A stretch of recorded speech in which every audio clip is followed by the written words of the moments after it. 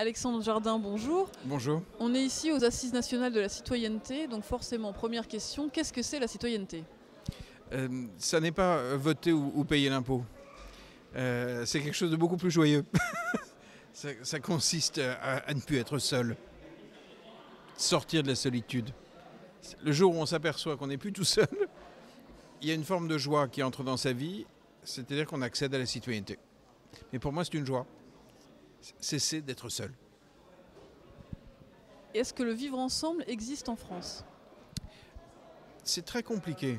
On est dans un pays totalement génial qui fabrique des solutions pour vivre ensemble et pour beaucoup mieux vivre ensemble, aussi bien dans l'administration, dans les entreprises, dans les communes, partout, quoi, dans les associations, les fondations. Le pays est hallucinant de créativité. Il n'y a pas de problème français qui ne soit pas déjà résolu par un flic dans un coin, par un truc, par un entrepreneur, par un élu. Et en même temps, on reste, parce qu'on est complètement schizo, on reste des gens totalement soumis à l'État central. Or, pour faire pulluler cette créativité, il faudrait qu'on ait des territoires forts. Mais pour ça, il faudrait qu'on ait un peu d'estime de nous-mêmes. Et on vit donc dans un pays très créatif, avec une très basse estime de soi. Et donc, ça crée cette espèce de soumission hallucinante d'un pays devant Paris qui est en train de recentraliser le pays comme jamais dans notre histoire. On est en plein délire jacobin et personne ne bronche.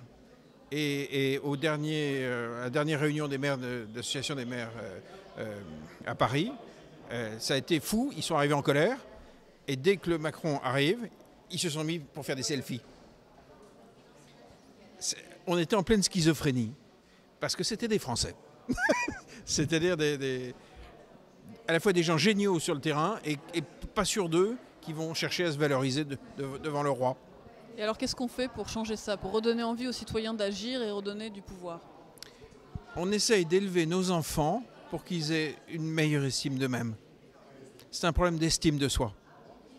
Ce qui fait que nous sommes si peu démocrates et aussi soumis à notre technocratie parisienne qui dit « Allez hop, ça sera 80 km/h ». Personne en France s'est dit sur les routes, mais au fait, ça nous concerne. Pourquoi est-ce qu'on ne participe pas à la décision? Le débat n'a même pas été posé. Les gens ont dit on est pour ou contre. Alors que la vraie question, c'est est-ce qu'on est acteur ou pas? Mais pour ça, il faut que dans nos couples, dans nos maisons, avec nos enfants, qu'on bascule dans une culture de l'estime de soi, de son point de vue, de sa parole, au lieu de faire des selfies avec Macron. Et concrètement, ça passe par quoi? Oui, c'est un changement culturel. Il est engagé, mais il est lent. Parce qu'on est un vieux pays vertical, un vieux pays qui cherche des sauveurs, au lieu de devenir adulte.